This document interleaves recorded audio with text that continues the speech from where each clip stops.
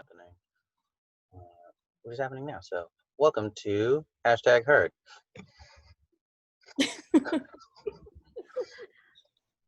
But okay, Michelle, you're doing some planting. I think actually I was talking with Joe, who I did a reality chat on Community with. I've worked with Joe in schools and on gardens before, and right now he does this thing called guerrilla gardening, where he just like runs up in some public place and just turns some dirt patch into a garden and then moves on. Wait, like not approved, just that's awesome. Like he just Yep. I should do that. All right, yeah, that's pretty cool. And he's very connected to his Native American roots, and he's very adamant about planting indigenous plants. That's awesome. Dang. So he does that, and then he also works with people to transform their land, like their front yards and stuff like that, into sustainable indigenous plant spaces instead of grass or weeds and stuff like that. And gardening is like a big, that's one of those, like, a lot of stuff is just, when you do something positive, it is a form of changing the world to the way you want it to be and making the world a better place. So that's dope that you're planning things. Welcome back, Rocky. Hello, Josephine. Hi. Hi. I like people whose names start with J. Oh, no, wow. I didn't say I disliked other people. You guys We'll go. are looking at things in a negative way, and I would like you to seek to understand. Explain further. But okay. So Michelle's been gardening. Sasha, what have you been up to?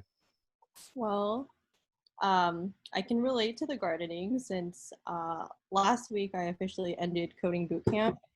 So now I can finally pay attention to my plants that have been kind of suffering. So I decided to just focus on one, and I'm getting this rubber plant back to life, and it's doing well, and I have a new leaf. So that's been pretty awesome. So this week has just kind of been wrapping up. I put my 2 weeks into my job last week, so mostly just wrapping up. I'm very excited to not work at this job anymore. So I'm happy about that. I'm gonna work in a new place that has actually been doing a lot of positive things during times of COVID and Black Lives Matter protests. So I'm excited to work in tech that actually does something positive for the world. Yeah. So yeah, overall it's more up this week. Nice. Cool. Josephine, we're kind of just saying hey and checking in on everybody. A big part, I think, of social justice and change is creating and maintaining community. So we're doing the hi, hello, how are you doing thing, in case you stepped in and you're like, what are these guys doing? But Rocky, what's up with you? How was your week? Just pretty busy. I'm kind of tied up with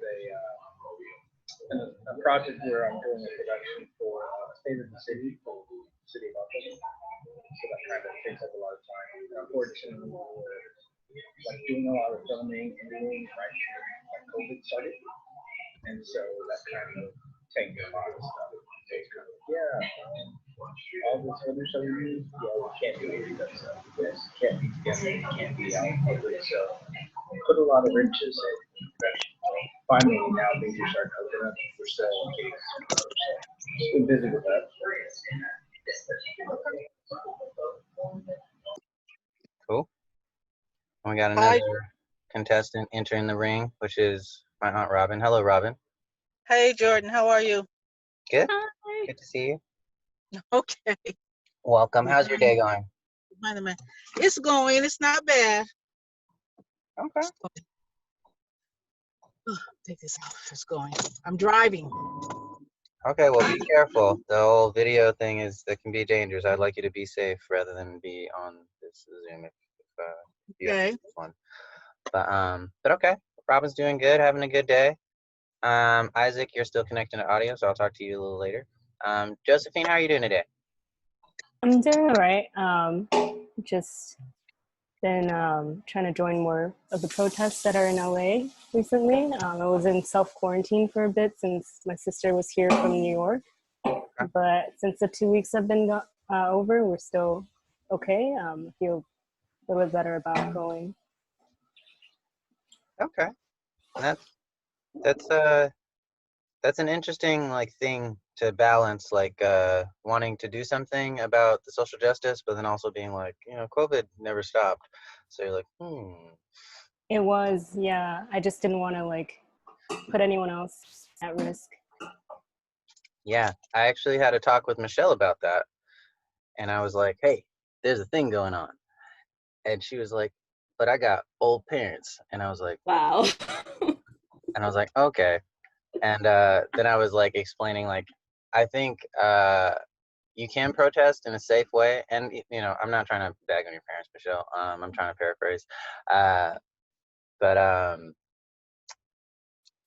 I think it's interesting. Sometimes there's a pressure on us to not look at each thing as a separate thing and treat them as separate things. Where, like, for instance, there's a lot of things going on in the realm of social justice right now. And one of those things, I don't know if it's still happening, but one of those things that did happen was riots. And me, personally, those are separate issues. I understand people are rioting as a result of what happened to some people, but I am against police brutality and I'm against rioting. And I treated those as separate issues. And I don't think rioting, if it can be avoided, should be done. And I think from a lot of the rioting that I saw, it seemed like it wasn't the most necessary, in my opinion. And I think there's other ways to do things, but kind of trying to balance the different in the situation we're talking about. It's the COVID and doing the protesting things. I say, like, kudos to you for even like bringing that up in your head and like thinking about it and being respectful. I grew up in the 65 riots. Yeah. I was 10 years old. My first 10 years of my life was in LA before my parents, our parents, your grandparents, bought their first home in Pomona. And I lived on 77th and Broadway, right down the street from the 77th Street police station. I could virtually walk to it. Wow. Wow. Yeah. And Dad and Mom's escrow on their home closed the end of the summer of 1995. And 1965. 1965. And we moved to Pomona that September, and I think I started school a week later. Huh. You said you were 10 years old during those riots. So I'm not sure what your experience was for that, but do you remember anything about those riots? Yes, I remember I was walking down the street, me and a friend. We were going to one of the little local markets, in the area. And I remember a man says, "Ooh, little girl, you better get back home because what do you say? The hunkies are going to get you," meaning the white people. I remember that. And I remember the National Guards. It looked like the Army. The National Guards with their tanks and their gear, their uniform and everything that they wear. I remember National Guards. I remember there was, just how we're saying now, Black Lives Matter. Uh-huh. Back then they had a saying called "Burn, baby, burn." They were burning down buildings, and the saying was "Burn, baby, burn, baby, burn." Huh. And I remember, we had to stay indoors a lot. Police were all over the place. Smoke and fire was all over the place. I remember that. Wow. That is Helicopters. Hmm. like a lot to be immersed in when you're 10 years old. Yeah. Well, I never knew anything else. I hadn't lived anywhere else. I lived in LA. You know, I was very active when I was younger in school activities and things, you know, singing in the choir, the kids choir, the church I was a member of. You know, I like doing a lot of community things when I was younger. I was a bluebird. They don't have bluebirds anymore. Bluebirds, from bluebirds, you went into, I think it was Girl Scouts. You started out either as a bluebird or a brownie. And Okay. from there, I've heard of brownies. you went into, you remember brownies? Yeah. And you went either into the Girl Scouts or the Campfire Girls. I can't remember which was which. But I was a bluebird. And I was a brownie too, I think, for a while. You know, and then as I got older, once we came to Pomona, I think I was in the Girl Scouts, I think. Huh. Yeah. Yeah. I played an instrument when I was younger. I played a cello. I played a violin. Once I got to Pomona, I played the cello in LA. Mm. Mhm. That's thank you for sharing that, Robin. Oh, okay, you're Because welcome. it's like I think a lot of times when we're in the middle of something, Mhm. you can get very focused on what's happening now and almost treat that like it's the only thing that matters. And sometimes like taking a step back and realizing that other stuff has happened or other stuff is happening can do a lot to like calming you down or grounding you and helping you to like, you know, like, oh, maybe there's other possibilities. So thank you for sharing that. And during that time, there was unrest in other parts of the country, like Detroit. They had the Detroit riots. Mm-hmm. Yep. All of these things kind of happened simultaneously, you know, within the same season, the same time frame. Yeah. Hmm. So that's basically what I remember. Okay. Robin, you having that experience of seeing specifically what happened then and then what happened in the 90s and then what happened now, does it feel like deja vu seeing it now, or does it feel very different? I couldn't really understand your question because there's an echo. Rocky's asking about your experience back when you were younger and now. Okay. Does it feel like it was deja vu, or does it feel like a different experience? Kind of that kind of side of it. It's a different experience because back then there weren't the marching. It wasn't as peaceful. There was lots of looting, lots of burning. I don't remember, there weren't marches, at least not in the LA area. I would hear about the March on Washington, you know, Martin Luther King, that kind of thing. I can't remember. I don't think that happened during the riot time point, but during that era back in the 60s, you know, that's when all that took place. Because Martin Luther King he was alive when we moved to Pomona. He didn't die until maybe we had been in Pomona maybe 3 years or so. But also, you know, leading up to that, there was Bobby Kennedy. You know, he was assassinated. You know, Malcolm X. Those things. You know, I was too young to really understand it, but I remember it.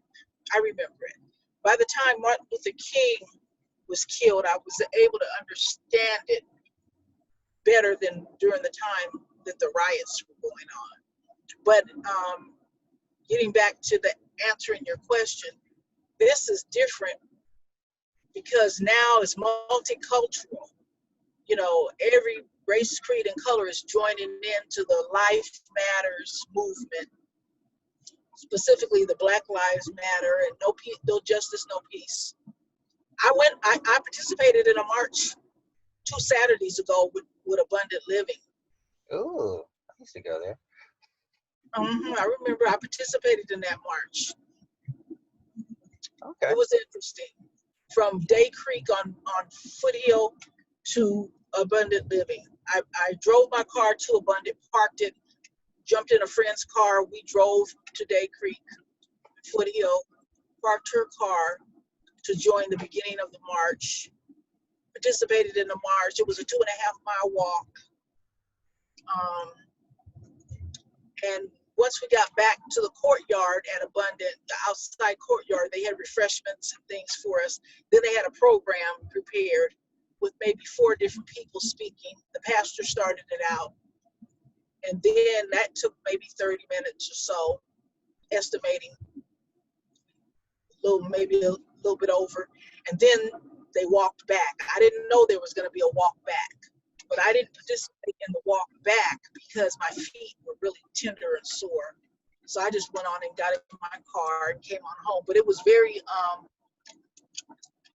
I needed that. I needed to pound out frustration and anxiety.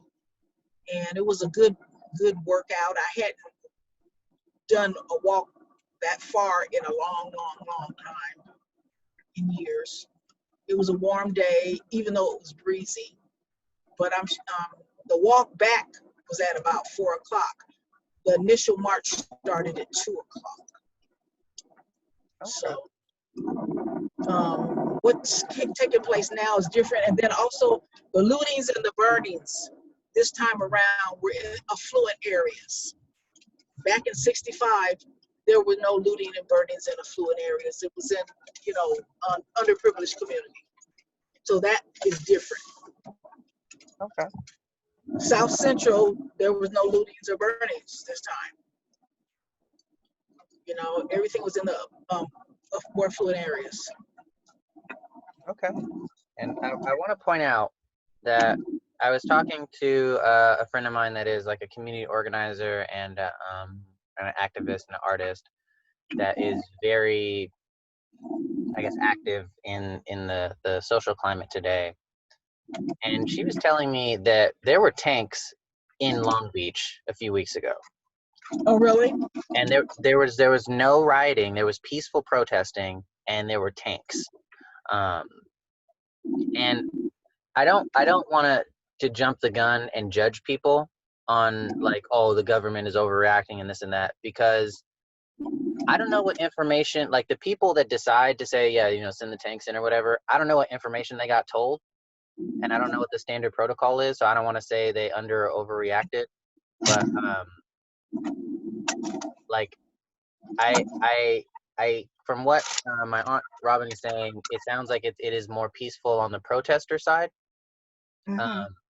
But I would still say that from all the videos that I'm seeing on Instagram and Facebook and stuff like that, I don't really see any like hardcore protesting where there's like tear gas and tanks and on helicopters and all that kind of stuff. But there are, in certain cases, those elements, and kind of to not scare anybody, but put things in perspective to how real events are happening. So the tanks were National Guard tanks? I think so. Well, because during the protesting and during the quarantine, we did hear they were going to send the National Guards out. That was the word that was circulating. I didn't see any in this area, but you said they were in Long Beach, so they were somewhere.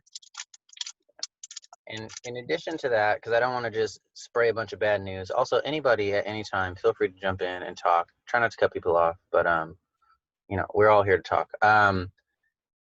Another thing that I heard from the same friend was that after the protesting, the people of the city, not the city itself, the people of the city came out and cleaned the streets. They picked up the trash, and they cared about their city and they wanted it to look good.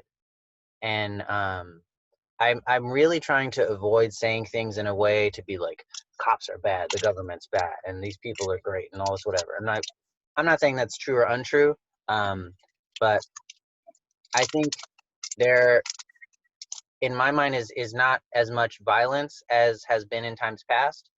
And one of the really cool things that I think, which I don't know if this happened in the past, but this time around in certain places, um, in addition to peaceful protests, there have been citizens that are not a part of like Rotary or Lions Club or something, like just regular citizens that go out and clean up after the protests. There's citizens that just go out and hand out water bottles during the protest, and that I think is it's really important, and sometimes we forget how important those little things are, but it helps make our society a better place to be those kind of people, I think. Yeah, that's a good point. To speak on like the whole kind of evolution of the protests, at least like this year. Like I live right by Balboa Park in San Diego, and in the beginning it was kind of like intense and it was kind of scary. Like they sent in like the National Guards, and there are a ton of cops and just like helicopters like overhead, probably like for 48 hours straight, like in this mile radius where I was living. But like since that first week, I think they got kind of scared. Like in La Mesa, like a nearby city, there were like I think they burned down a police station over there. So like after that, they sent in the National Guard. But since they've left, there's been a lot of protests like right next to the park. I'd say like every few days, and it's been really peaceful now. And I've seen a lot of. It's been nice because I've seen a lot of like middle school kids, high school kids. Some of my neighbors just like they have like water and food, and people are cleaning up. So it's been really nice because I can just like hear some like people honking their horns from where I live, like showing support. So it's nice to have seen like how intense it started and how it's kind of just calming down and the message is still being sent across the city, but in a non like I'm glad like the like National Guard isn't here anymore, or like um no one's getting like tear gassed, which I think happened like the first week. So I'm glad like a lot of people who probably initially wouldn't have been comfortable going out to protest are going out there. Like I'm seeing some of my neighbors, which I just like wouldn't have thought they'd want to. Like they have a kid, or people who have like I guess good excuse, not excuses, but maybe some reasons where they can choose not to go. It's good to see like the community rallying around it.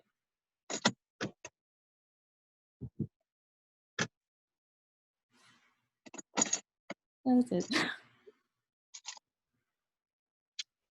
Well, since I did the first protest, I don't know if I'll do another one. I don't know. I have to see where my mindset is, if they have another one, what's going on. Because I know the ones out here stayed fairly peaceful, whereas some in other areas didn't. But it seems like things are calming down now. Yeah, I had a friend of mine, Maria, who she works with the youth in a church in Temecula, I think. Um, he wanted to kind of bring the youth into this discussion, and inform them and see what they thought, and kind of like, you're part of this society too, and so maybe you deserve to know at least a kid-friendly version of what's happening. And she ended up having a lot of difficulty, number one, with trying to find a way to explain at that level so they could understand without getting overwhelmed, and then also navigating trying to explain to kids that are not yours and having their parents exist, and having to like deal with that dynamic.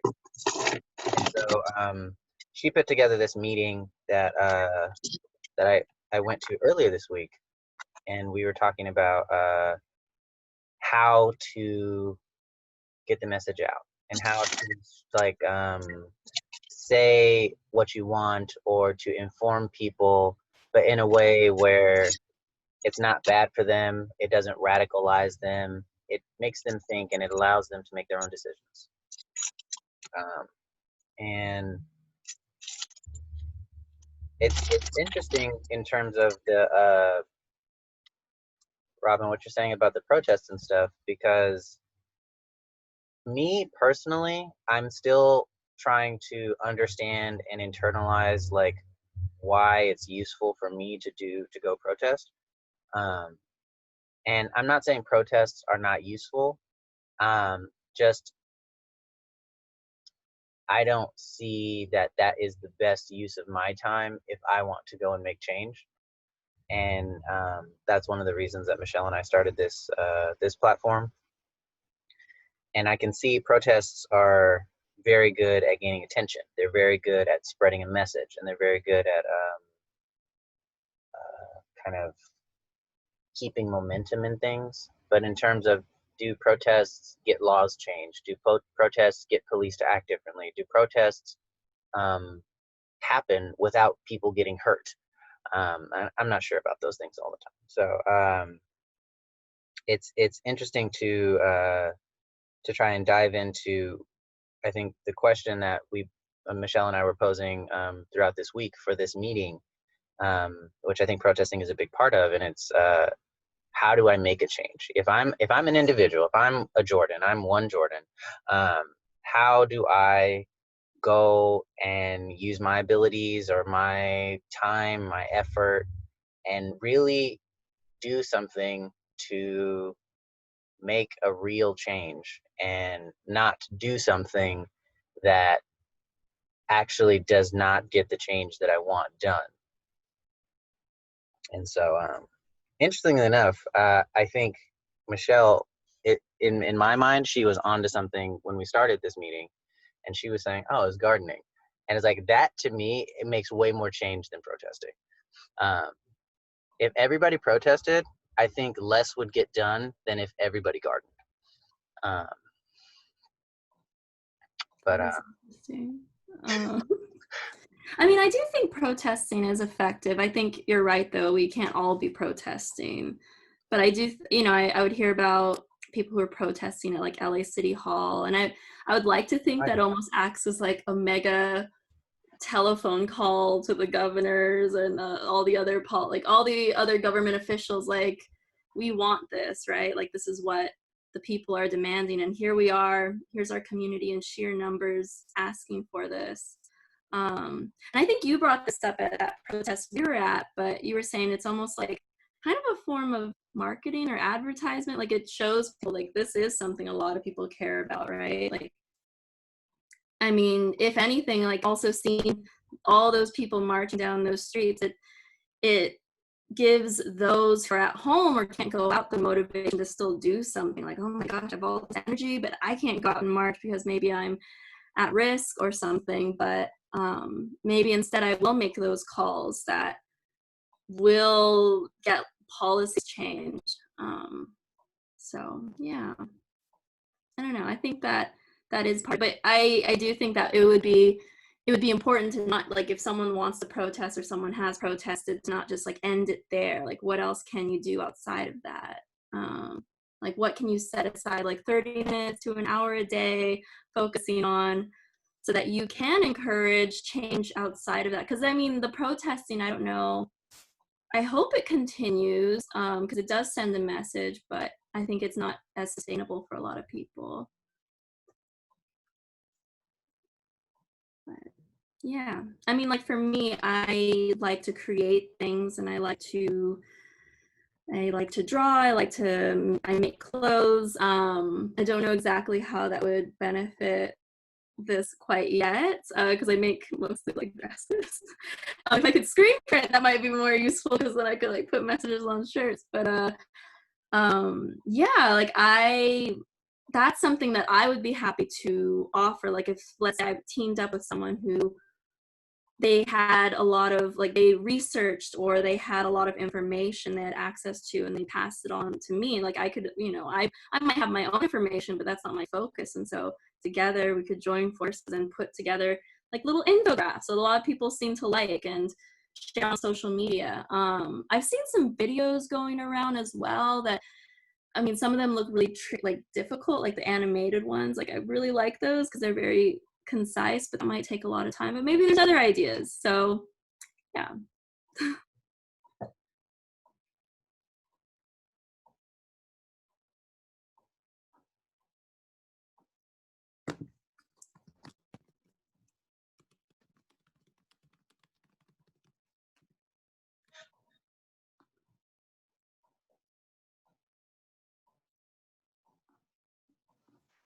Jordan, I think your aunt is. Oh, there. Here I am. Can you hear me? Yeah. Okay, I don't know what, I must have accidentally hit it or something. So you say you sew? I do. Yeah. Yeah, I do too. I'm getting back more into it. Oh, Mhm. yay. It is a good skill. Let me say, Oh, yeah. everybody should learn. Just I've a been little sewing bit. since I was 5 years old. That's when I Oh, started, wow. when I was 5. Okay. My great grandmother taught me. And throughout, school, like junior high, I took classes. And my first job when I was old enough to work at 16 years old, I had a summer job working in a sewing factory Oh, wow. and learned a lot of professional techniques there in terms of production, how they do things. Oh, And where yeah, I you're go to, probably better than me. huh? You're What's probably that? better than I am. Oh my gosh. No, no, not necessarily. But Cal Poly Pomona has an excellent apparel merchandise management curriculum department, and they teach a lot of professional. You get a bachelor's degree. They have a bachelor's degree program, and then they were supposed to be starting a master's as well, apparel and merchandising management. And many community colleges, if you want to take classes, they have fashion design departments, such as LA Trade Technical College. They're very well known for their Yeah. fashion design department, as well as Chaffey College. Yeah. Thank you. Yeah, I went to Mount Sac, and so I was neighbors with Cal Poly, and actually I had some friends who hopped over there, and they really enjoyed the programs. Yeah, Mount Sac has a few things too. I have a former client that taught sewing at Mount Sac. I don't know how developed their department is or if they still have the program, but they had something going on over there at Mount Sac as well for a while. That's yeah, that's something I think you two could connect on really well. You guys are both like creative, self-starter, like own your own business kind of people. Aw. So Yeah. Thank you, George. Thank you. Thank you. did that like I think sometimes you can think something simple or something logical, and you can pressure yourself, or other people can pressure you into thinking that because what you're doing isn't like very grandiose or covered in sequins, that you need to do more. And to what Michelle was saying, if a bunch of people hold up signs that say stuff like Black Lives Matter, it's called a protest. But if one person holds up a sign that says homes for sale, it's an advertisement, like those guys that like sign flippers and stuff. And I'm not trying to call protesters sign flippers. I'm not trying to degrade protesters at all, but I think both are advertisements. And you are advertising, you are telling, you are publicizing a message. And that is, I think that is important. Part of making change is being aware of things. And I also think that part of change, to go further into being aware, is to be educated or to educate yourself. And an interesting concept that I've run into a lot of times in my life is this notion that education is a finite thing. Like I learn and now I know, so I know. But I think social justice, or kind of the stuff that we're talking about today, you do learn stuff and you do know that stuff, but it's more of a practice of consistently learning and consistently teaching yourself and consistently being open-minded to other people's perspectives so that you can constantly learn, and I think adopt this idea that you learn something new every day. I think that's in my mind kind of the core of being a good advocate for social justice. You know, and to what you're saying, so Sasha and I were actually talking earlier, and like as you're saying, it's like constantly evolving how we're understanding social justice and our place within social justice. And there was something that I came across the other day, and he was talking about how to be a true abolitionist, if this is something you subscribe to, right? Like, let's say you think that the criminal justice system. What is an abolitionist? I guess they want to abolish something. So what are they like for the abolitionists? Yeah, they want to. So the abolitionists, like pre-Civil War and during the Civil War, they wanted to abolish slavery. But now, so someone might call themselves an abolitionist if they want to just get rid of the criminal justice system as we understand it. And it's interesting because, you know, the idea is like, well, if we over time move away from really like this hard idea of how to punish someone, and instead of focusing on punishment, focus on building those people, like building the community, building people up, then let's say we're hoping that there are no police, or maybe our police force, they aren't what we know as police. They still do something similar. There's separate communities that do like all the jobs that the police handle. And then like, what if we also were to get rid of what we understand as prisons, right? So it was something that I read, and it's really interesting and really compelling. And for me as an idealist, I'm like, that would be amazing. It would be great if rather than we just throw people in cells and we want them, like we say, go and rot, why not people, you know, they did something that was harmful to society, and now society is going to try and maybe like educate them in a way that's more beneficial to themselves, and not to like brainwash, but more so like, this is how you harm society.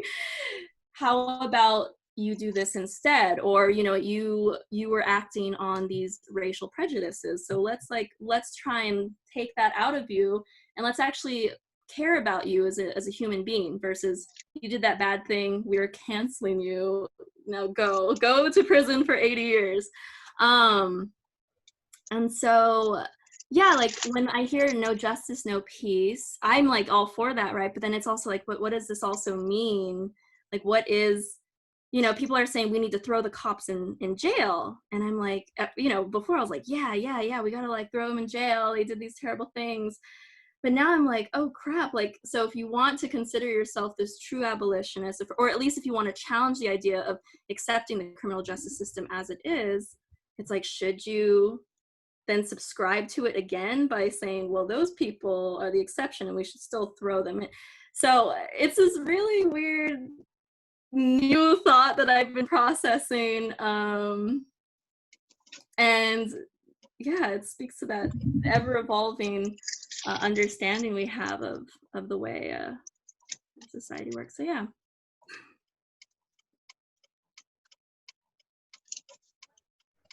There's a lot to listen to in what you said, or to unpack, and that I feel like I understood what you said. There's just a lot of content there, and I think sometimes we can get excited and want to make decisions quickly. Hello, Jaime. Good morning. Welcome.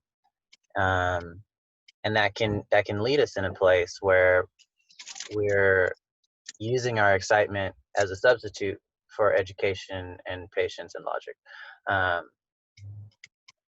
And it's interesting what you were saying about like if somebody does something racist or something like that and they end up in prison because they were being racist or whatever like that, like trying to teach them maybe the error of their ways and convince them maybe this is the better way to be. In my mind, which my mind always looks for similarities between situations, that to me seemed very close to the idea of there's I don't know if they still exist, but there used to be these like camps that you could send your kid to if you're afraid they were homosexual, and then you'd be like, hey, maybe you should be this way. And I never agreed with that.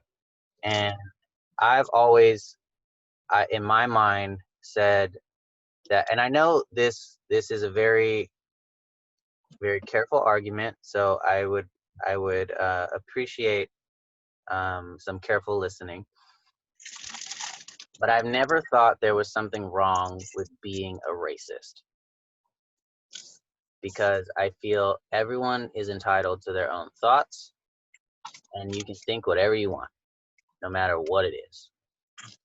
I do have a problem with actions that are not good, but your thoughts and the way you think, I'm not here to brainwash you.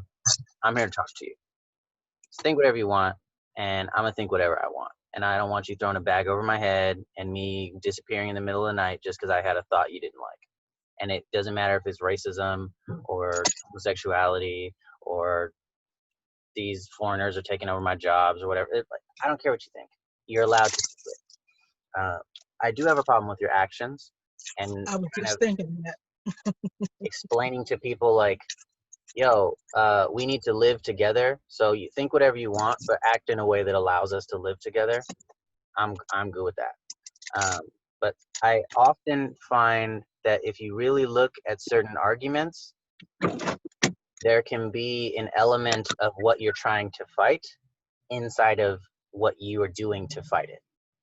This whole like fight fire with fire idea. Sometimes you don't think you're fighting fire with fire, but you're doing, some of what you're doing is a fire itself.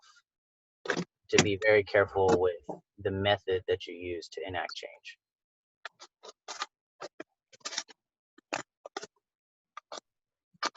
Well, when you were saying, talking about racism, the problem is it's not limited to just the thoughts. Beyond the thoughts, it's the actions that take place based on those thoughts. That's, to me, that's the danger. That's the negativity of it. If the thoughts are just limited to just thoughts that aren't backed up by actions, I mean, they just remain as thoughts with that person. What the problem is, or the danger is, you know, what those thoughts convert to. Yeah.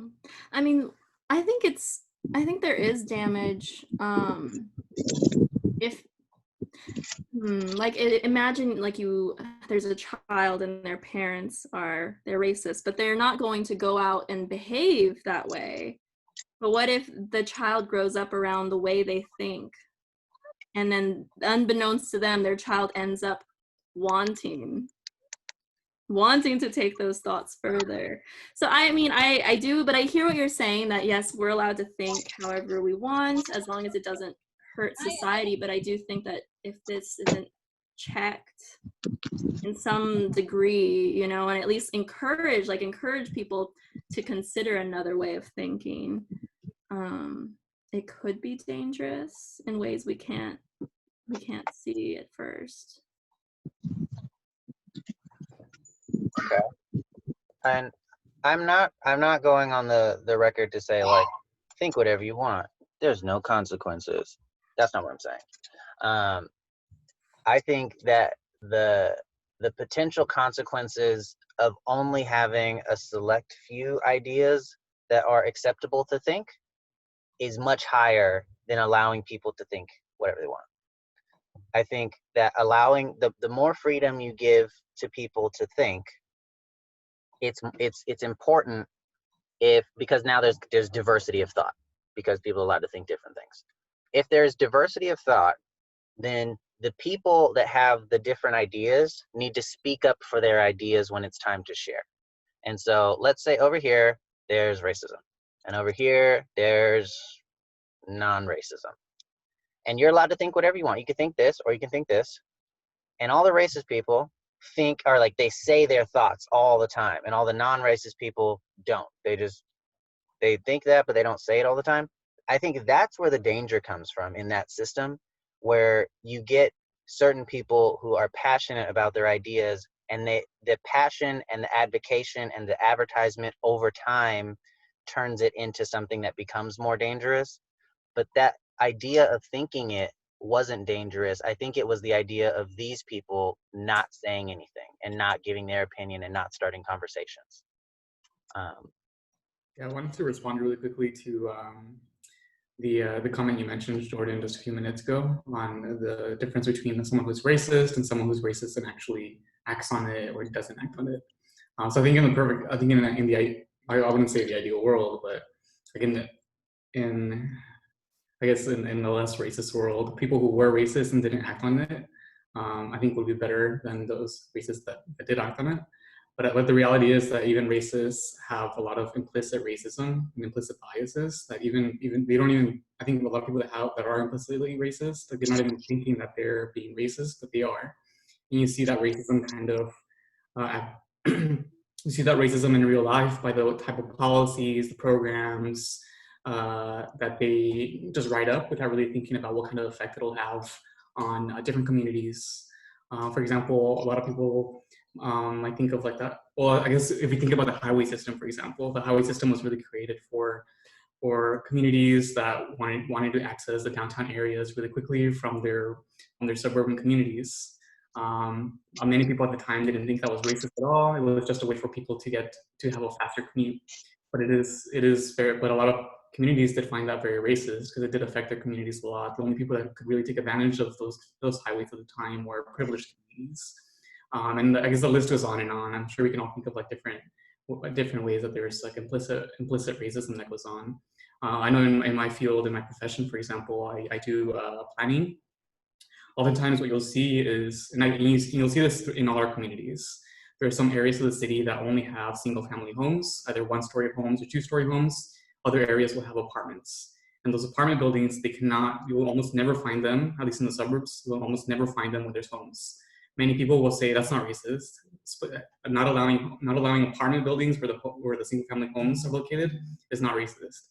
But then if you really analyze like what kind of effect that has, you suddenly realize, oh, that actually is racist, because it's communities of color who will have less of an opportunity to be in nicer community, or be able to afford the cities that they were raised in. I mean, it's happening here in LA. I think at least I know many people were raised in LA, but a lot of us can't even afford to have our own home, you know? And I think now the situation has gotten so bad. And I think initially it was intended to not allow lower income communities to remain in LA. I think through gentrification, there were communities that some people prefer to have walking around. Like usually there were people who were working in white collar professions or just happened to be like very white. So I would say like that implicit racism, the implicit bias that people have manifested, even when someone's not like trying to be racist, if that makes sense. So I guess that's my opinion on it. Thank you for sharing, Jaime.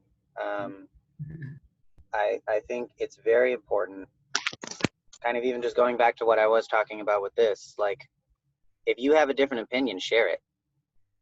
And I hope you feel safe to share it. I hope you don't feel like you're going to put yourself in danger to share it. But if you never say your ideas, then nobody knows what you thought. And now we only know what the people who talked thought. So please share your opinion, share your ideas. So thank you for that, Jaime. And yeah, I don't think this is a kind of thing you could talk about in simple terms and cut down to one way and this is all that's happening. There's lots of angles to this. There's lots of different sides to this. But I think Jaime, some of what you were saying does dip into action based on thought, even if it's implicit bias. And also, I think one of the things that you said I felt was a little confusing. When you talk about gentrification, I feel, yes, racism can be evolved in gentrification, but there's other dynamics, and to not address the situation as a whole, I think may Sorry, there's somebody revving an engine next to me for some reason.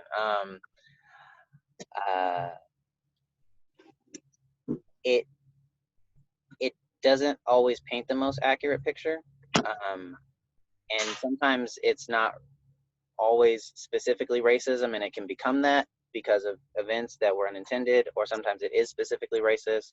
But I still think that it is important to allow people to think for themselves.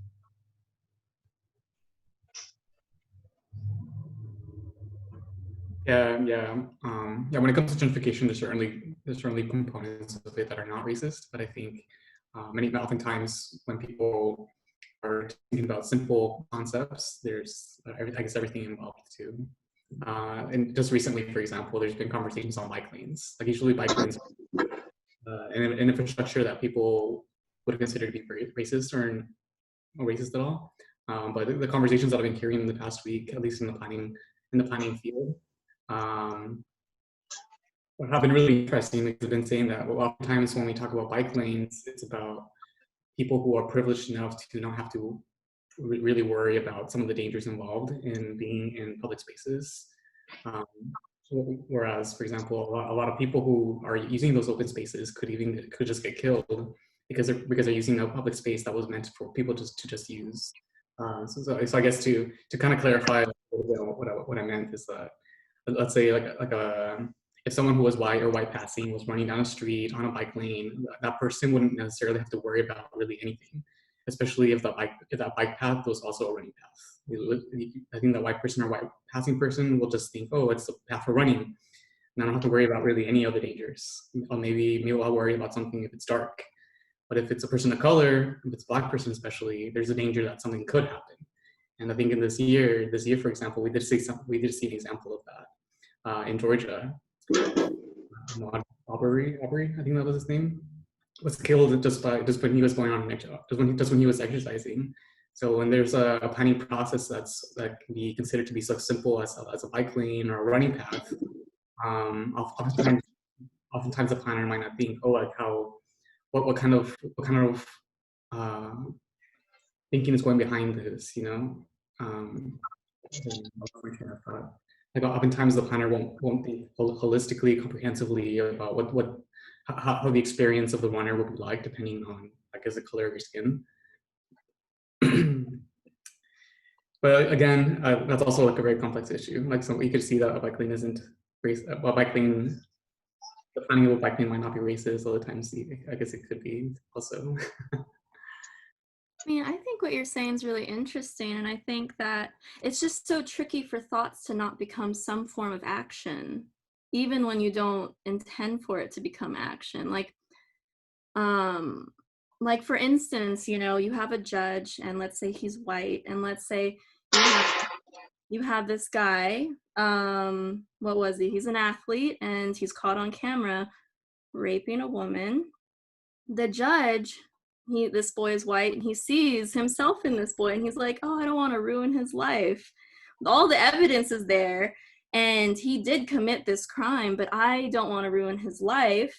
I'm going to be a bit kinder to him. And it's not this thought of he's white, I'm white, so I'm going to give him a pass. It's something that's just ingrained in his mind. And I hear you on, like, people should be allowed to think and come to their own conclusions, but maybe we also need to actively try and make sure everyone hears different sides of the story, and so they can kind of develop a more complex understanding of their world that's not just based in like how they've been raised to see it. And because if that same judge would probably, let's say you have a Black man go in front of him and he's on camera and he's done this atrocious, he would be like, oh, life, or oh, 40 years. Like, no, it's happened time and time again, but it's not, I don't know that judge is actually thinking that's a Black man and I'm going to put him on. I don't, maybe, but it's like those thoughts suddenly translate into real harm.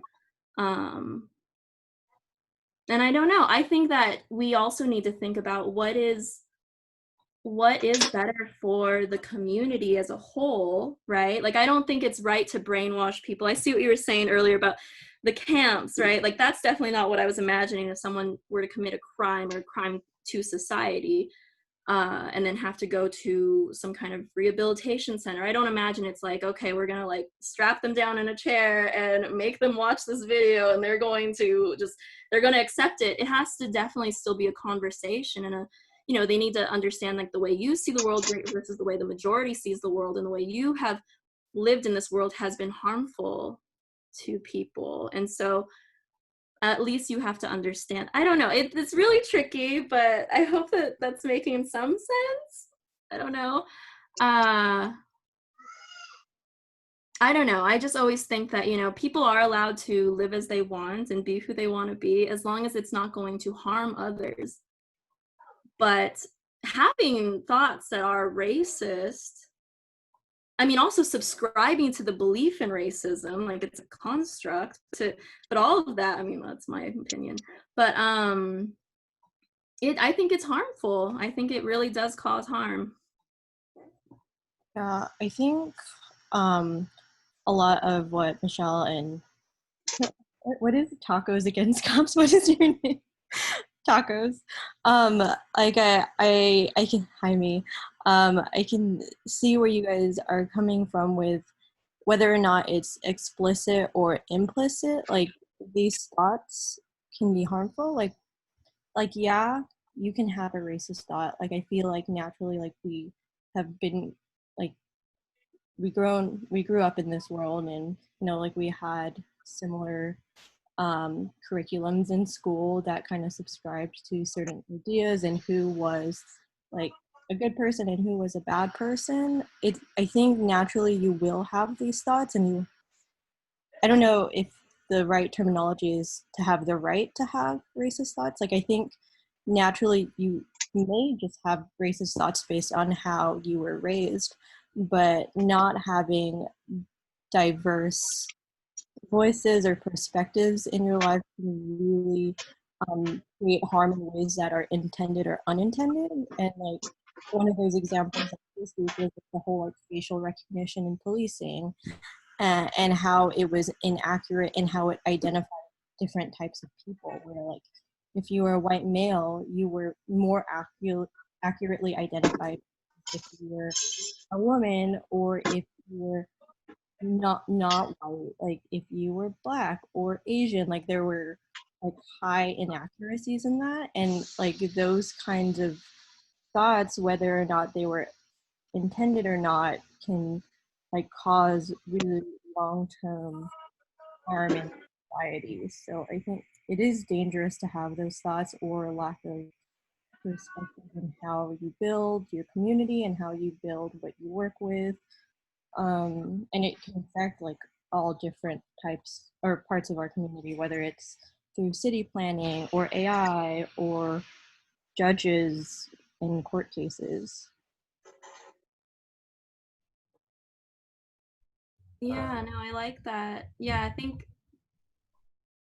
think what you're saying, that it's more about not having enough voices and perspectives. So we're raised in a society where we may have thoughts that are racist, but we just can't counter those. Like for some people, they can't counter those thoughts with other stories and empathy of other people. Yeah, I think that is interesting. I think another thing that makes this conversation a little complex too is that is when someone from a different culture says something that someone else from a different culture could interpret as being racist or discriminatory. I mean, sometimes it could be just by the use of a simple word, like usually, like as an example, like in Spanish, I'll say in Spanish, most Latinos, when they're trying to pick up something, they'll be saying voy a recoger. But a Spaniard, they would say voy a coger something. But that word, coger, means literally like to fuck. So that could offend someone who is just Latino, has like no idea that this word, it means something totally different. And I remember actually, like even like Trevor Noah was saying that the N-word in the United States, if someone who's not Black says it, it's racist. If someone was Black, it's not racist. If someone who's Black says that word, it's not racist. But then the N word in Africa means like something totally different too, even though it's like spelled out the same way, pronounced the entire same way. So that's kind of also like an intriguing conversation too, like when there's an interpretation of the same concept, the same thing, the same word, and someone looks at it as being racist. I think, yeah. Yeah, I'm like super excited that we're having like I think it's not just me. I think like a more than one me can feel that this is kind of getting like a kind of conversation, which I'm glad about, because this is the kind of conversation I think needs to happen. So thank you guys for being willing to do this and listening and not yelling at each other. It's like this is great. I appreciate this. Michelle, I did want to say about that that rape example. For me, when I'm talking about people deserve the right to think freely, I'm talking about regular free citizens deserve the right to think freely. Wow. And I think there are certain cases where you are stripped of some of your freedom in place of responsibility because you have duties.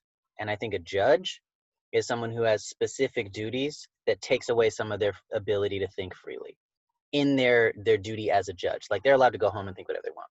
But as a judge, their job is to uphold the law, and their job is not to uphold the law for these people and not for these people.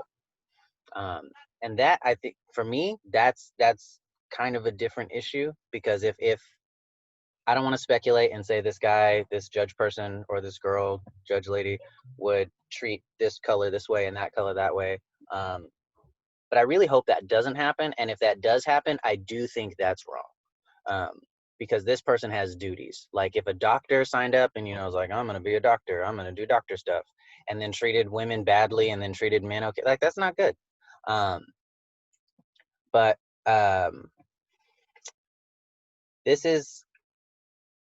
I think this is a hard concept to tackle and come out with just one answer where this is good, this is bad, this is right, this is wrong. I don't even think that's like a realistic expectation to have. But to have the conversations and see different people's perspectives, and like even Jaime brought up something like super crucial, which is the perspective of the people involved. And Jaime brought it up in terms of culture. Like I've been yelled at and I've been called an appropriator because I practice a martial art called capoeira, and capoeira is in Portuguese. So I speak English, but every time I note something in capoeira, it's in Portuguese. So it turns into this like Spanglish kind of thing, but between English and Portuguese. And then I've been accused of being an appropriator. And if you do capoeira, that's how every English speaker talks about capoeira. And to go even further than that, in my mind, appropriation is a real concept, and it's not good to steal someone's culture or somebody's ideas. But I don't think that it's something can be appropriation if like I am not appropriating if I'm making an active long-term pursuit to learn the culture and I'm just not there yet. If I'm like, ooh, that dress looks cool, and I grab it and I don't care about your culture and I'm just using the dress, like that I think is more appropriation. But if somebody is learning and taking steps, it doesn't matter if you have black skin and you're learning Chinese stuff. That's not appropriation because you're learning the culture. It does matter that you like handpicked this one thing you liked and didn't learn about it and then just use it for your own tool. Like that's not good. That's my mind on appropriation. But sometimes I think things can be a little more complex, and I appreciate you guys for helping to navigate the waters and being patient with everybody. So thank you guys.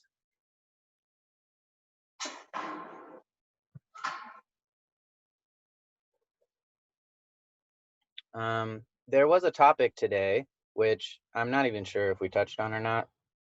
But I'm going to say it out loud one more time in case it's something that we do want to talk about. And if not, it's fine. I'm really enjoying the talk we're having right now, but sometimes people show up for a specific topic and I feel bad if we never get to it. So the topic is, how can we make change in our community? I think we've been hitting on that really hard with something that I think Jaime brought up in the beginning, which thank you for that. And like, to me, it's like education and the right education. Not to say like you learn this but don't learn that, but like having like an ability to see that things are more complicated, having the willingness to dive in and then speak up and say things even if it's not what everybody thinks. I think that to me is like a very important thing to do to advocate for change. But there are plenty of other ways. You can plant gardens, you can protest, you can vote, you can donate. There's lots of different things. And yeah, I don't know if you guys had any ideas or there's things that you guys are doing that are, I guess, along the lines of actively trying to create change. I know you're all here, so yes, you are doing things. At a bare minimum, you guys are all doing this, and I think this is very important for kind of creating the conversation, creating change. But if you guys had ideas or you guys have questions about that kind of thing, I think that's also important to talk about.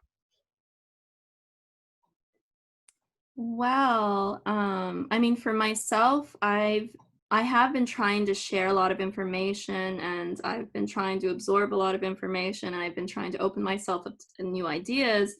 But I think for me, I'm also wondering, what is, like, beyond sharing all this information and, also like sending out emails and everything, or trying to contact officials about matters that I care about. What's sustainable for other people, right? And I think that it's hard, in someone's everyday life to constantly have to research or, try and like find all the officials' emails and contact information.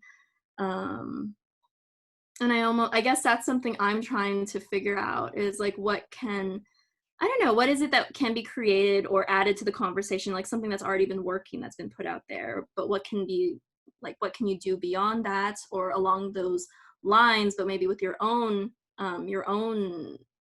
thoughts and ideas. And like, I feel like for you, Jordan, right, you're very interested in people conversing and having these discussions that are both like both parties are open and willing to hear. I mean, when I see a lot of these conversations about the race topic, right, I feel like rarely do people get anywhere, because I mean, I've seen it on my Facebook. I'll see people like, they'll have like their relatives are just like calling their son names, and it's like, then they're like calling them names, and they're just like, it's just like name calling for like 20 comments. And they're not stopping, but they got nowhere. And I think like maybe it would be some create, I don't know, like a graphic or I don't know, something, create something that can teach people how to have more open and welcoming conversations. Like, for instance, I think the issue is people get really defensive because they want to protect their beliefs and their ideas. And so as soon as they get defensive, all they want to do is like fire back at this person and tell them you're wrong and you are all these expletives. Versus, ooh, okay, let me calm down and let me ask you, why do you think that way? But I don't know. I don't think people are trained to have conversations like that. And I think maybe that's one little step in the right direction, is like trying to give people information and guidance on how to have more of these beneficial, open-ended conversations, have more perspectives, kind of what we were talking about earlier, to maybe challenge or make them reflect on the thoughts that they have that may be damaging. I don't know. I guess that's subjective.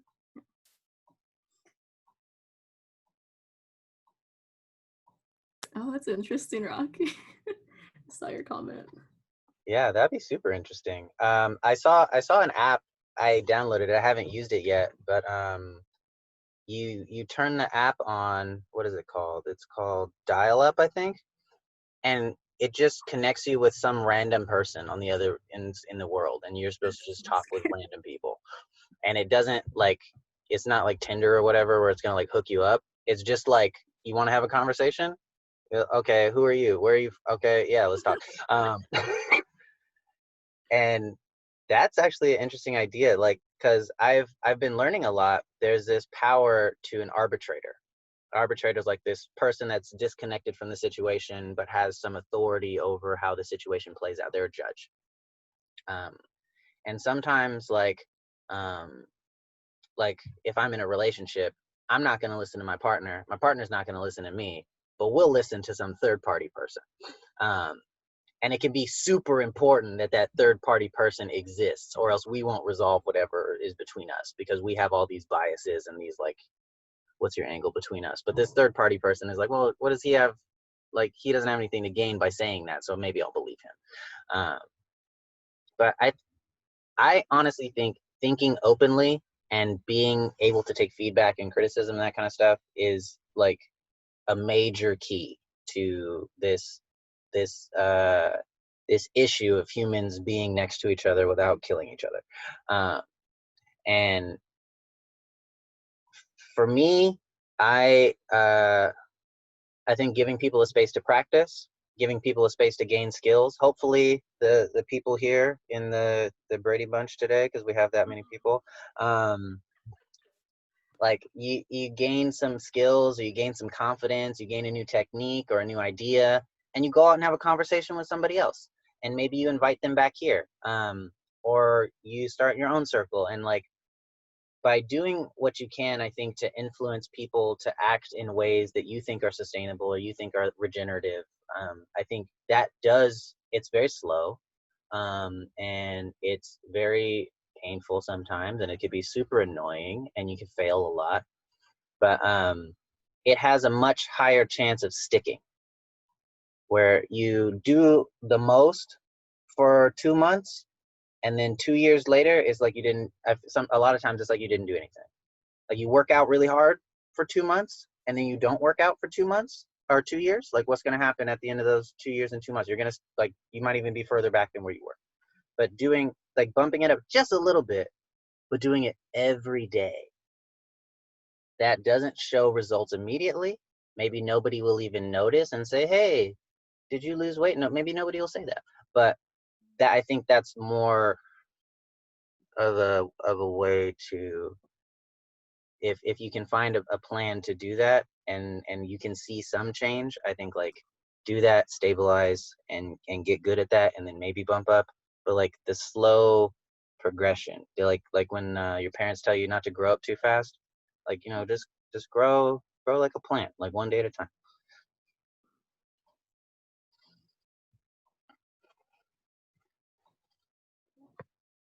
Well, I think like that app idea is really cool, and I think there's probably like, I don't know, are there other platforms or other mediums that people have found are effective, like for how they've received information or how they may have shared information that they felt actually reached people?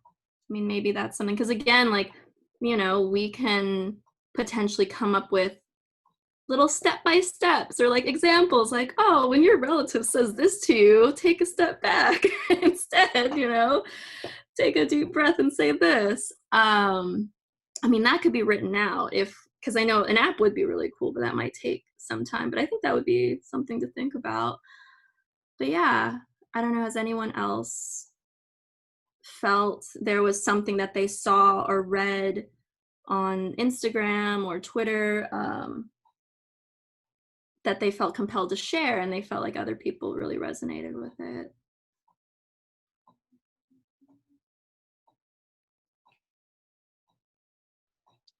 That was a weird question. I think it was an okay question. It could still be weird, but that doesn't make it a bad question. But honestly, what I've been trying to do, like, I noticed that I can like yell at groups of people. Like, I'm like not scared of doing that, but I think I'm much better served talking to small groups of people, or like one-on-one. And I've really been trying to just spend one-on-one time with people and engage them in conversation. And what I've found that's interesting is, at least from my perspective, concepts can be very universal, and an application of a concept can be much more specific. And so if you're looking to affect someone's ability to apply a concept or to act on a concept, which I would call an application, sometimes it's more useful to speak about the general concept. And if you can change one's perception about a general concept, it may affect how they apply that concept and how they act without really like pointing a finger at what they're doing. And so I've been trying to like have coffees with people or call people and talk to people. Every day I realize is too much for me, so I try to do like every other day. But like, if you know somebody and they're posting something or they're saying something and you perceive it as craziness, I would say the least productive thing that you could do in that situation, if you really wanted to change the world, is unfriend that person. Actually, you could start a fight with that person. One of the very unproductive things you could do is unfriend that person. I think that whatever you do that creates a split continues to create this chasm. And Michelle, you've been very vocal about this, and kudos to you for doing this and putting yourself out there, especially with like strange people. I do tend to do it with people I know, but like when people comment on your stuff, because you've been posting a lot of stuff, and you talk to them and you ask them questions like that, I think a lot of people grew up in a place or in a way, they've had a lot of information given to them when they were younger that they just assumed was right, or that this was how they were raised. And if you had the privilege of being raised in a way that's like great and you love everybody and stuff, like cool, you didn't start life with a handicap, but some people did, and they may not even be aware of it. And I'm not trying to excuse people from acting crazy or saying crazy things. Everybody's responsible for their actions. Remember that. But sometimes it's much harder for certain people. Like everybody has that ultra sheltered friend that has like a lot of trouble being outside in the real world. And it's almost kind of not their fault, because we went through this like 10, 15, 20-year training period of our parents are like, you know, unless your leg has been cut off, you're still going to school.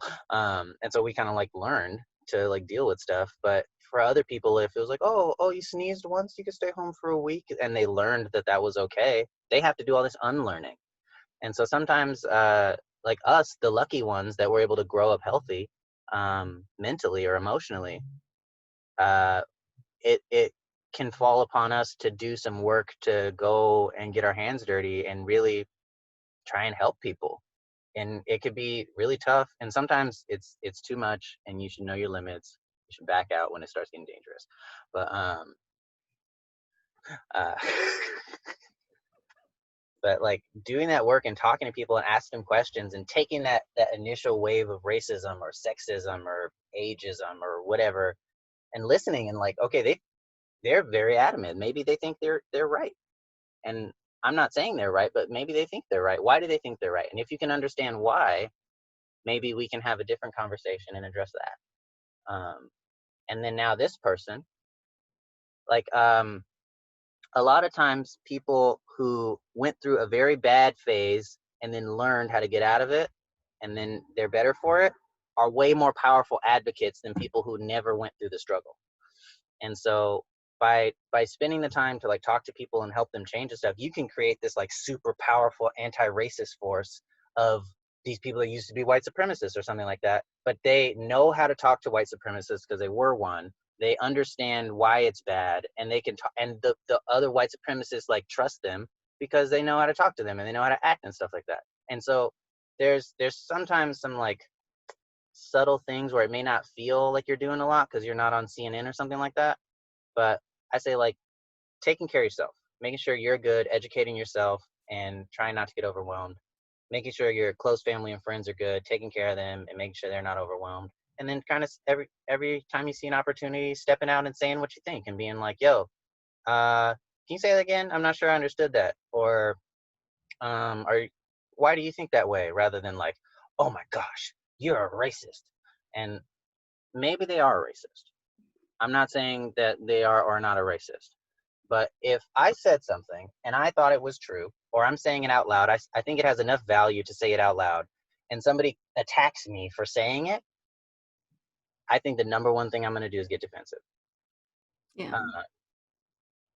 And so if somebody says something racist and they don't realize it, I think that, oh my gosh, how could you say that? Or you're so racist, or this or that.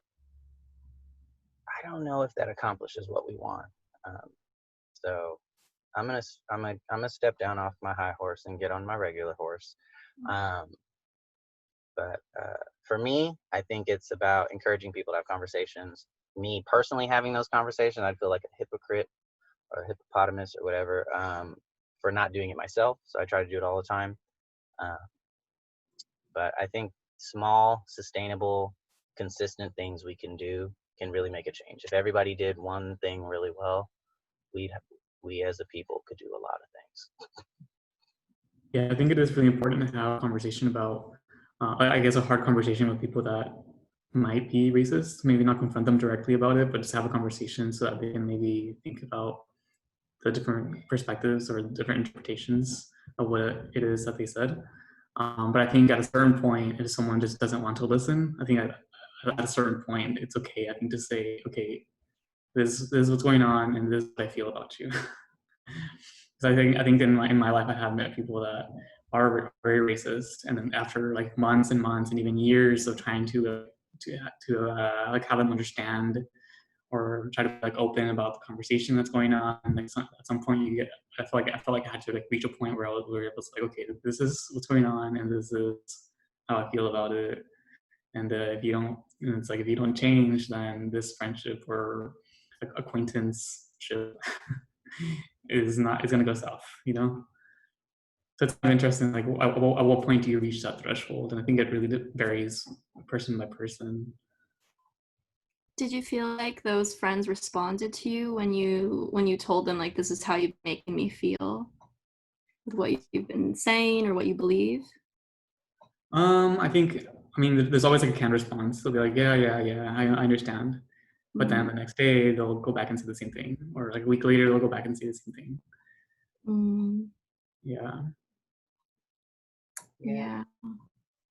I think that's I kind of tend to gloss over this, but it's like a super important point, I think, Jaime, that you're making, because Jaime makes good points, is to like remember that you're a person and you need to respect yourself and you need to know what's good and bad for you when you're going out and trying to change the world.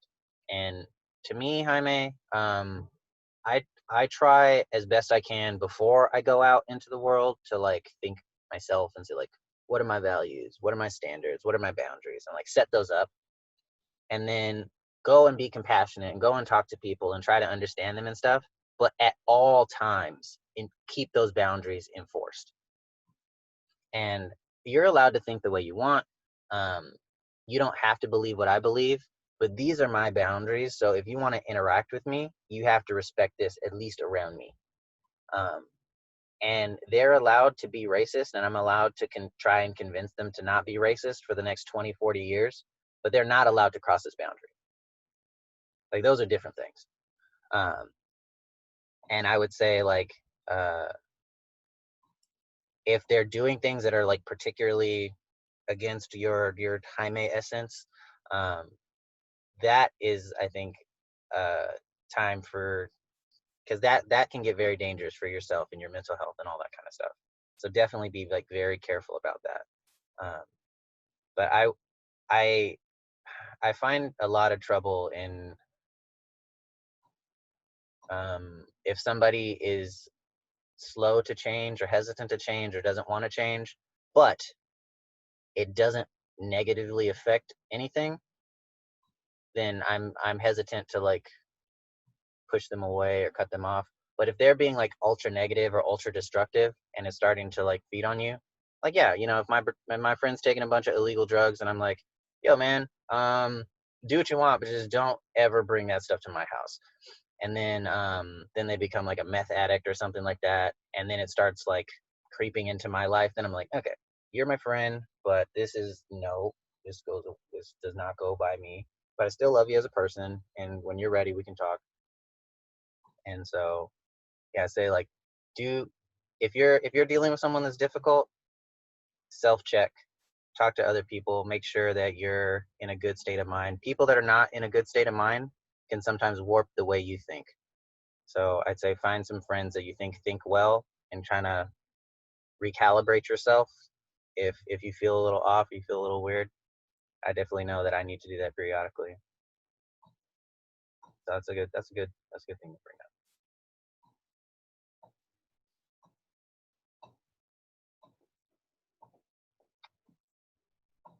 So it is 7:39. This is like a 2-hour thing, so we got like 20 minutes left. No rush. Just letting you guys know in case you had some burning desire to say something. We have 20 minutes. But we've been talking about a lot of good things, and there is, I think, a good value to talking and discussing. And there are ways where there's the whole talk is cheap thing, where talk doesn't mean anything, you're just meow, meow, meow, meow. And then there's other times where talking is like a very bold action, and you did something by talking. And I'm not going to say this is that or this or whatever, but I would encourage you guys to go and talk to people, not necessarily about racism or like about people getting murdered, but like go in open conversations and not be afraid if it treads into careful waters, just to be respectful and to seek to understand. If you guys can do that, even if you know, like maybe like your cousin has some creative ideas or whatever, maybe just talk to him. Sometimes just talking with a reasonable person can, like, you just rub off some of your reasonableness on them, and then they become slightly more reasonable, even though you didn't talk about the crazy thing. But sometimes people don't have positive influences in their life. And when somebody is only surrounded by negative influences for a long period of time, like, have you guys ever met a dog that was like super sweet, and then like maybe something happened to their owners and their owners became like grumpy butts, and then like you visited that dog later and the dog was like mean? And it's like your daily influence affects how you are. So if you can be a positive influence on someone's life, maybe it'll help. So I would encourage you guys, go talk to people. Get some coffee with people, but from like 6 feet away at a safe distance or online. Call people. See how you knew. Isaac, I'm still going to call you. And be friendly. Be that friend you wish you had. Be that person in their life where, like, when you watch on TV, like, yeah, I had this one math teacher in 6th grade and I was in a really bad way, but they inspired me, and now my name is Neil deGrasse Tyson and I'm the most famous physicist ever. Like something like that. But you need that science teacher. You need that friend. You need that person. And so I'd encourage you to try and be that person. But like Jaime said, take care of yourself. Self-care. Love yourself. Very important. That's more important. If you can save yourself, you've saved a lot of people. Hot take is a polarizing opinion. But yeah, I think we can all think of that person that is someone that you're like, I know I should talk to them, but I don't want to.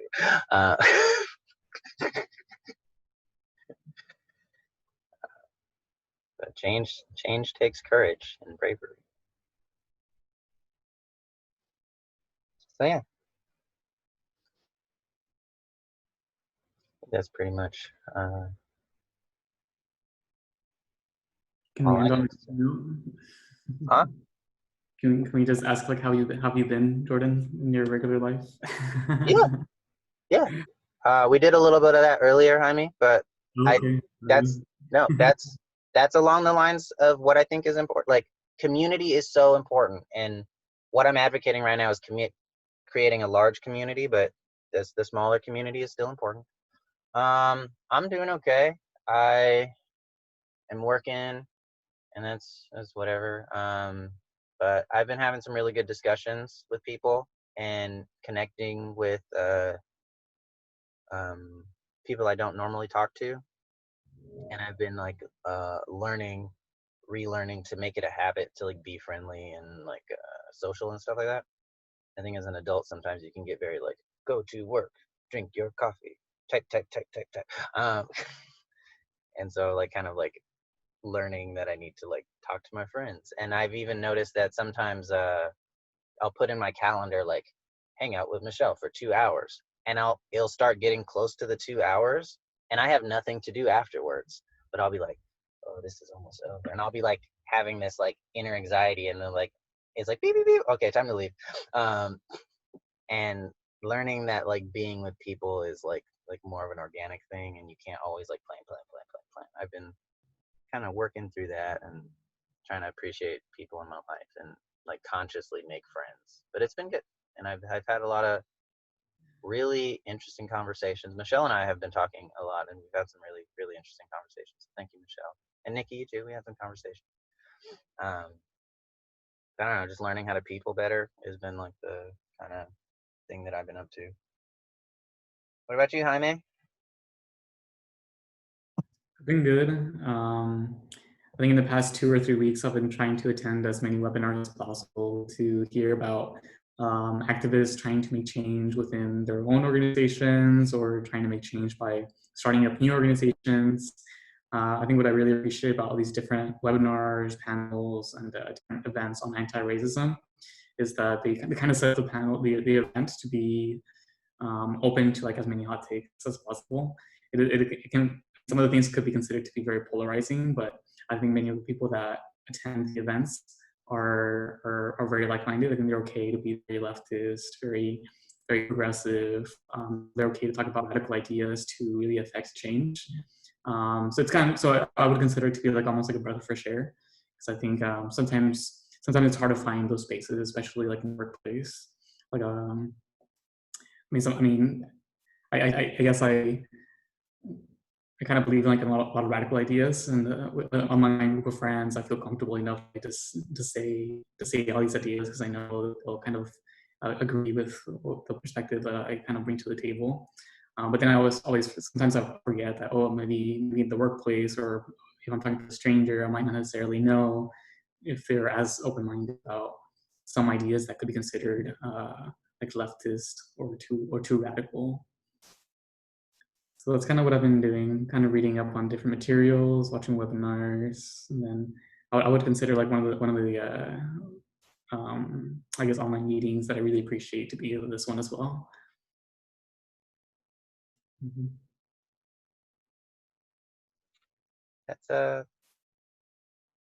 That's very like, I think that's important. Like, don't just watch Fox and be like, that's all the news I need. That's the truth. Not to say that Fox is a lie box, but like listen to different sides of the story. Try to get different opinions, and that's very cool. Jaime, I'd be if you'd be so inclined, I'd love to go to some other webinars if I knew about them. So if you're going to some, if you let me know, I'd be down to go to those if I'm not at work.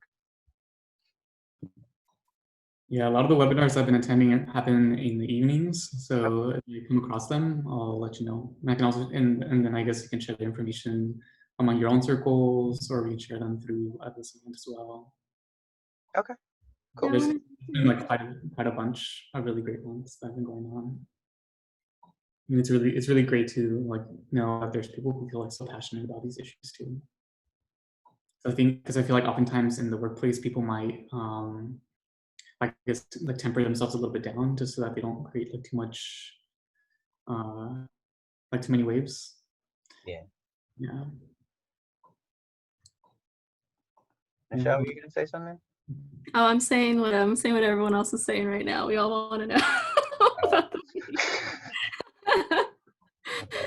If Jaime shares webinars from me and I get Jaime's permission, I will post about the webinars publicly, and then you can go and look at them, and then we can go to the webinars together. We can be webinar buddies. We enter the webinar. I'm kidding.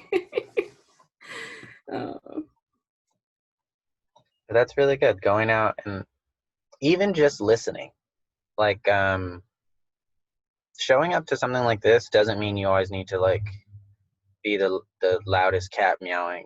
Not to call everybody cats, I just really like cats. But sometimes just listening is important, and going and hearing different opinions and whatnot. And some people show up to these kind of things and they don't say anything, just listen, or I think they're listening. And that's good. That's important. So please share, Jaime. I'm gonna in a very friendly way harass you later about that. Okay. Is there any other questions anybody had? I think we've been kind of dancing around this idea of what we can do to affect change. And ultimately, I think it's kind of just like change yourself. And if you see an opportunity, I think it's much more important to, like at the dinner table at your friend's birthday party, if somebody says something outrageous, to challenge it. Not necessarily like, but to start a discussion.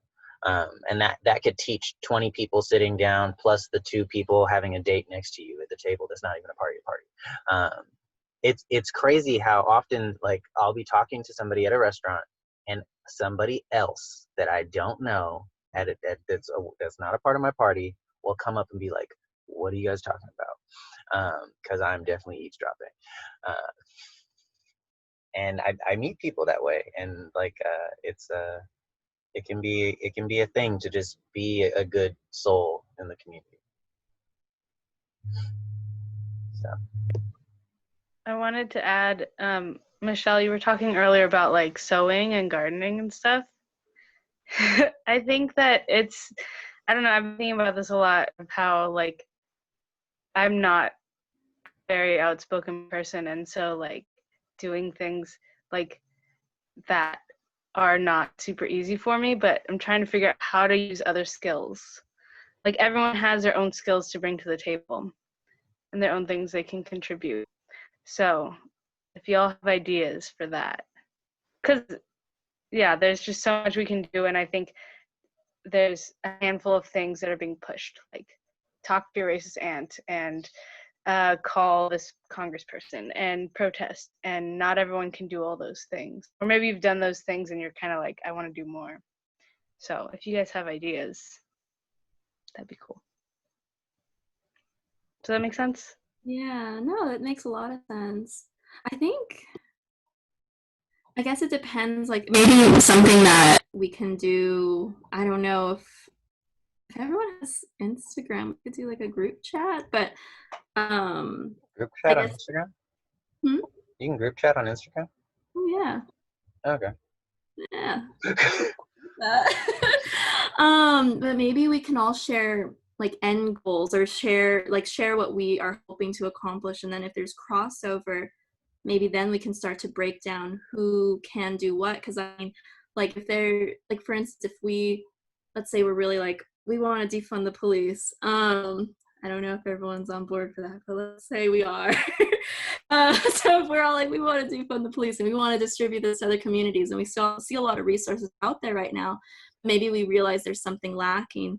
I mean, one person or 2 people or 3 people could be gathering information on like a spreadsheet, right? Like pulling it all together, and then other people might be the ones who like take that information and translate it into different mediums. Like it could be, I don't know, like maybe Jordan could talk about it in a podcast if he agrees with it, or if or I could create like a graphic, or I know Rocky can like make videos and video edit if there was something that wasn't too time consuming, because I know it takes a lot of time. And maybe there's things that we can do so that, yeah, we're all working together towards the same goal and using different skills.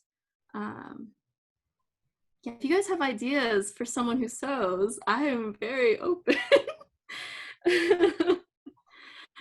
But, Yeah, I think that's a good thing you bring up, Nikki.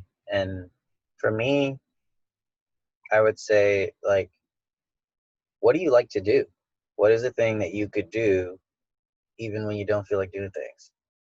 And if you can find something like that, can you use that in order to do the thing you're trying to do? And sometimes it's really interesting. Sometimes you already are doing it, you just didn't think of it that way.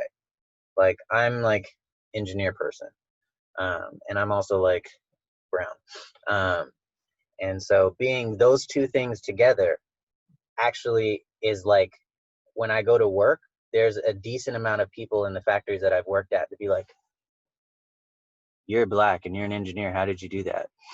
And like they see me amongst these like sea of white engineers, and it's like just me existing is a thing. And I didn't do it. I didn't become an engineer because I was like, I'm gonna show the black people that you can. I wasn't like that. I was like, I'm gonna build stuff.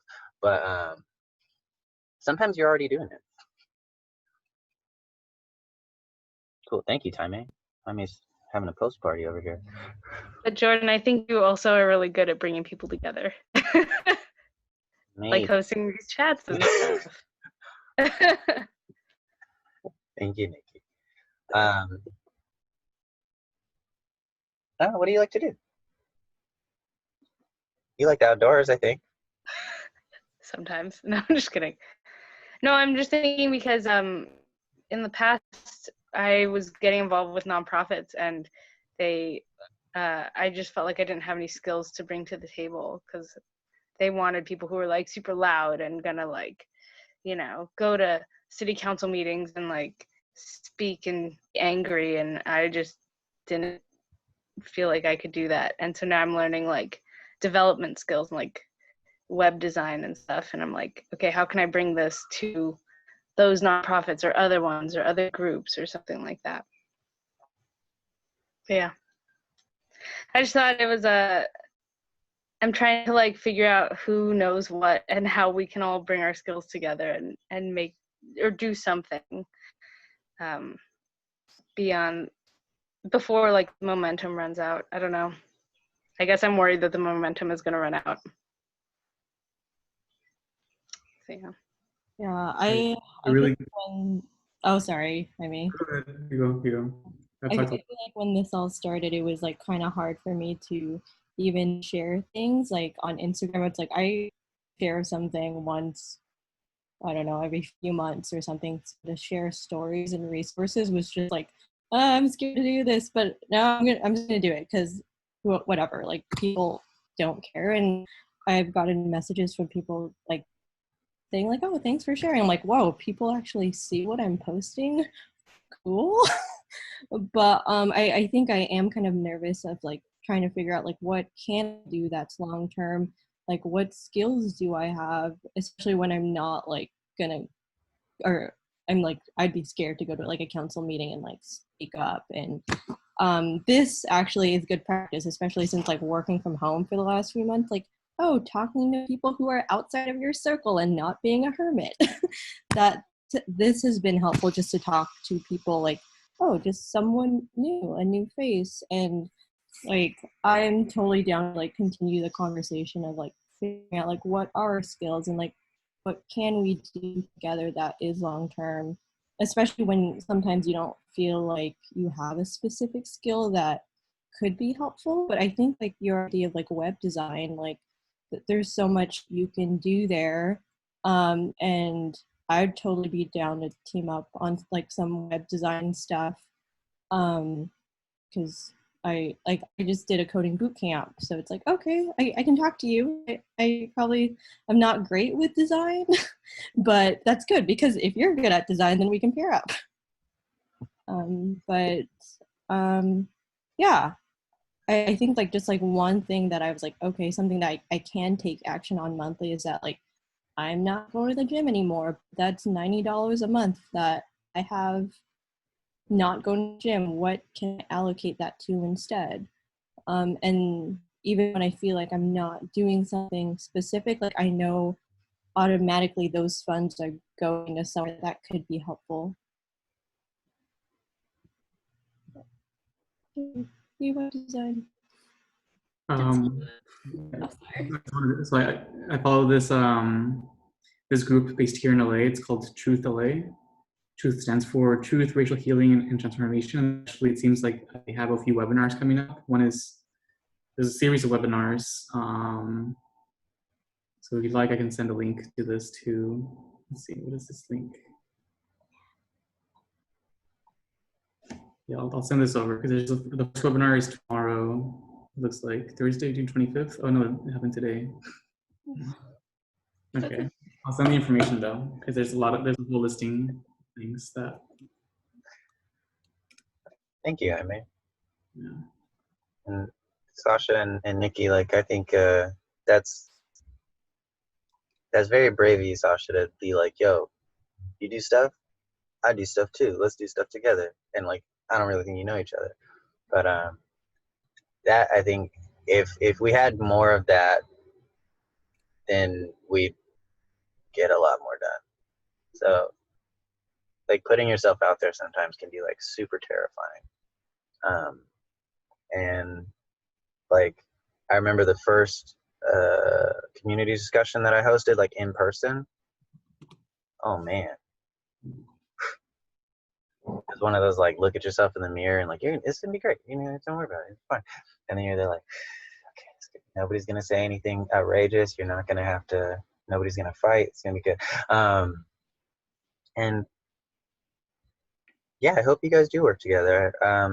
Nikki, if you're into web design, I could almost guarantee, this is just me thinking, like if you started searching through like social justice websites, you could find one that is awfully designed. And then you can contact them and be like, yo, you guys want some help? But being creative, talking to people, brainstorming. If you guys ever want to brainstorm or you have ideas, I think coming to groups like this and saying like, yo, I have these skills, what do you guys think I can do with them?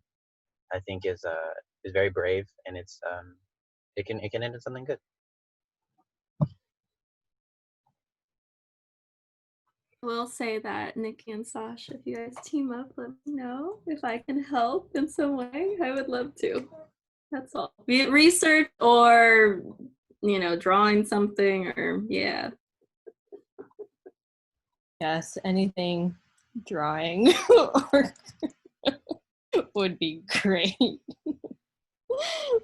Okay. Something I did want to put out there is that, well, I put my 2 weeks in at my job so I could like return to working at GoFundMe. And every week we have the ability to like nominate a campaign. And sometimes like on my own, just looking, it's hard to like find campaigns that are diverse or something that needs help immediately. But if you guys see any that need help or like are really deserving of like a donation, like you guys can like add me on Instagram and like always feel free to send it to me because I can nominate it.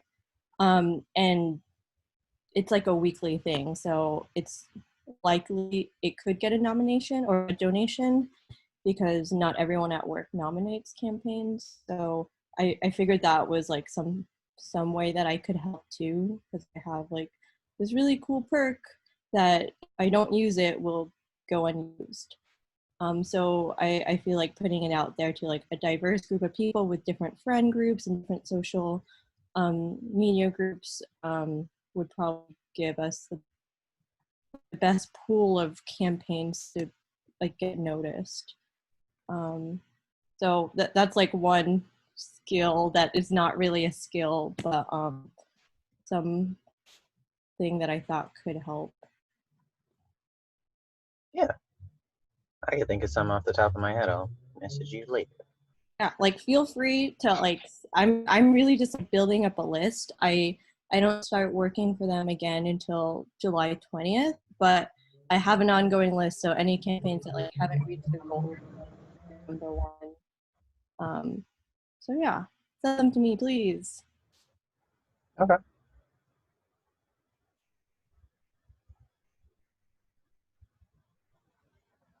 Cool. So Looks like that link that I sent actually has a listing of events that will be happening over the next month.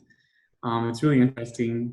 I think they had, I think this group organization had their first event today on the series, but the different affinity groups start up, I guess tomorrow. So they're kind of just creating like safe spaces to have community dialogues about race, racism. Here, if you click on the Eventbrite website, it says that affinity groups are spaces where all of us can share in honest ways that don't force Black, Indigenous, or other people of color to carry their responsibility for racial justice dialogues. So they're having several different affinity groups. There's one that's going to be cross-racial, one that's a Black African American affinity group, another one Asian and Pacific Islander, there's Latinx, Native American, and so on.